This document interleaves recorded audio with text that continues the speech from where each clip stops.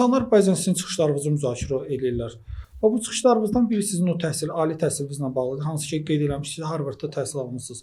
Bilmirəm, müəyyən o ixtisas artırma kursu idi və yaxud da ki, tam ali təhsil idi. Niyə bu məsələ gündəmə gəldi? Siz necə düşünürsünüz?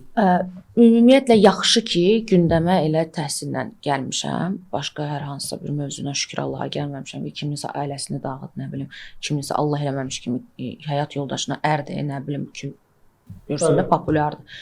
Və ya kiməsə nəsə bir pisliklə gündəmə gəlməmişəm. Təhsil sektoru ilə gündəmə gəlmişəm və mənim öz şirkətim də təhsil sektoru ilə məşğuldur. Gözəl, bu yapışdı mənə, bəyəndim bunu. Harvard Universitetində sertifikasiya proqramını keçmişəm və bəzi insanlar orada yazırlar ki, o rəyləri oxuram. Ay $25-adır, ay $13-adır, ay nə bilim nədir. O qədər, yəni bunu bilsən necə qəbul edirəm? Fikir bildirimmi acaba? Çünki görünür ki, bu insana fikir bildirmək çox olar. Çox gələr, çox dəyər verirlər. Diqqətim çox qısıtlı bir zamanımda bu insana diqqət yetirərəmsə, bu artıq elə doğrudan mənə yaraşmaz.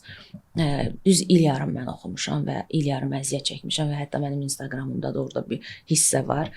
Gecələr oxuyurdum, qiymətlərimi alırdım, sevinirdim. 93, 95, 98 imtahanlara çətin gəlirdi.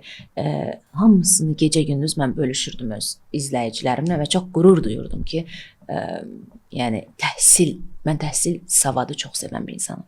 İndi hansısa bir müəyyən bir kütlə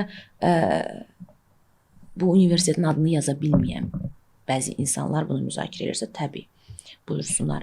Tanınan insanı hamı müzakirə eləyəcək. Mən bunu tanınmaq istəyəndə göz aldım. Hansı ixtisas idi bu? Nigar xanım? Salesforce sertifikasiya proqramı. Salesforce hələ ki bizə çox da belə gəlməyib, amma var müəyyən şirkətlər ki, Salesforce-dan istifadə edirlər.